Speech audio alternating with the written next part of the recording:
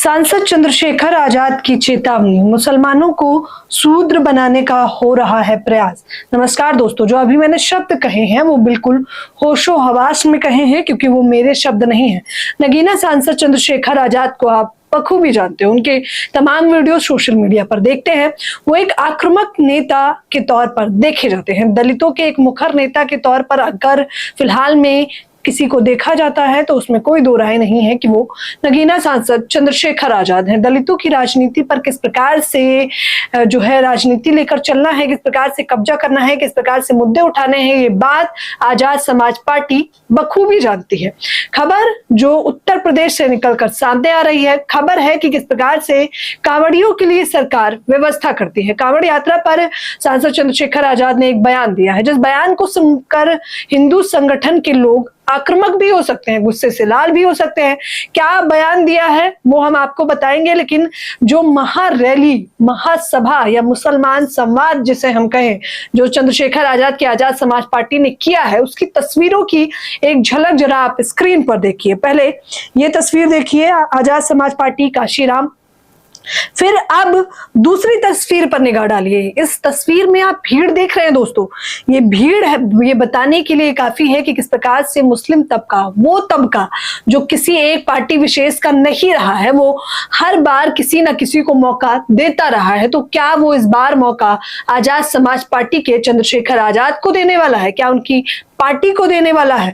ये भीड़ देखिए, जहां तक निगाहें आपकी जा रही हैं वहां तक भीड़ ही भीड़ नजर आ रही है, जिसको लेकर सांसद चंद्रशेखर आजाद ट्विटर पर लिखते हैं कि उत्तर प्रदेश की राजधानी लखनऊ में मुसलमानों के समाजी, सियासी, माली और तालीमी मसलों पर चर्चा के लिए आयोजित मुस्लिम संवाद में अपनों के बीच वो तमाम ऐसी बातें कहते हैं जिससे वो मुसलमान तबके का दिल जीत लेते हैं। भले ही वर्ष 2027 के चुनाव आपको दूर नजर आ रहे हैं, लेकिन दूरदृष्टि रखने वाले चंद्रशेखर आजाद को यह समझ आने लगा है कि मुस्लिम तबका ये वो तबका है कि मुस्लिम और दलित वोट बैंक अगर एकजुट कर लिया जाए और एक पार्टी को अगर ये लोग मिलकर वोट देते हैं तो इसमें कोई दो राय नहीं है कि सरकार बनाने में कोई दिक्कत नहीं आएगी। ये बात चंद्रशेखर आजाद बखूबी जानते हैं। इसी को लेकर एक के बाद कभी ओबीसी लोगों के साथ संवाद किया जा रहा है, कभी दलित पिछड़ा, अति पिछड़ा के साथ संवाद किया जा रहा है, और अब सीधा वोट बैंक, सीधी निगाह मुसलमानों की है। और मुसलमानों को लेकर तो आए दिन सांसद चंद्रशेखर आजाद बयान भी देते रहते हैं। पहला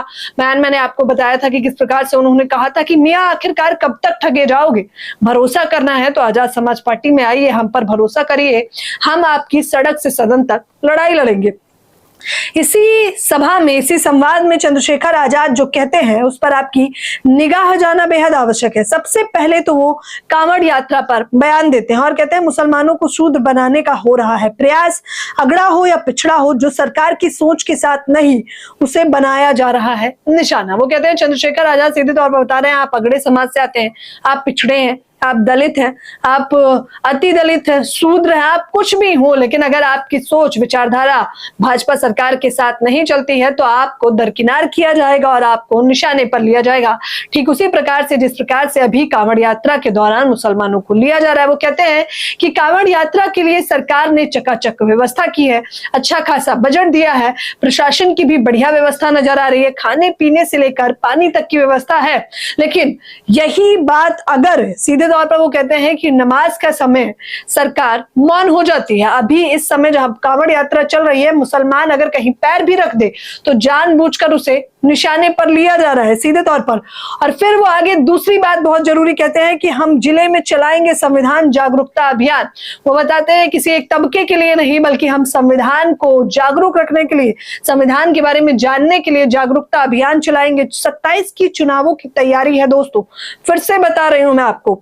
और ये जो मुद्दे लेकर, हालांकि इसमें कोई दो राय भी नहीं है कि जिन मुद्दों को लेकर वो जनता के बीच जा रहे हैं वो काबिलियत तारीफ मुद्दे हैं। वो दूसरी बात कहते हैं कि हम 3 डिप्टी सीएम बनाएंगे। वो कहते हैं कि अगर हमारी 27 में सरकार बनती है तो हम 3 डिप्टी सीएम बनाएंगे।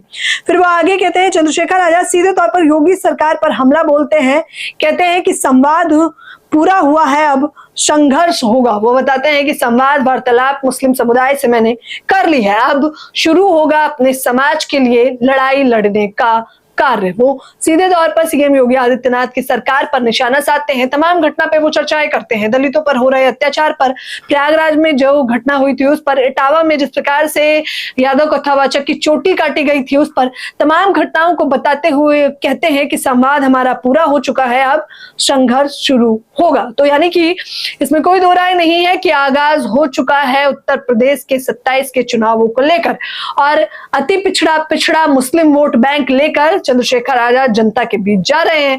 कांवड़ यात्रियों का ना विरोध किया है लेकिन मुसलमानों को समझा भी दिया है। रणनीति आप समझने का प्रयास करिए, राजनीति जिस प्रकार से वो चल रहे हैं वो, मैं फिर कह रही हूं, शानदार है, क्योंकि मुद्दे जनता से जुड़े हुए हैं। फिलहाल इस खबर के बारे में आप लोग मुझे अपनी प्रतिक्रिया जरूर दीजिए। जो भी कुछ चंद्रशेखर आजाद ने कहा कि मुसलमानों को शूद्र बनाया जा रहा है, हमारी सरकार आई तो बदलाव होगा, संविधान की न्याय यात्रा निकाली जाएगी, उन मुद्दों में आपकी कितनी सहमति है, हमें अपनी राय हिंद समाचार की कमेंट बॉक्स में दें और हमारे चैनल को शेयर सब्सक्राइब करना ना भूलें। धन्यवाद।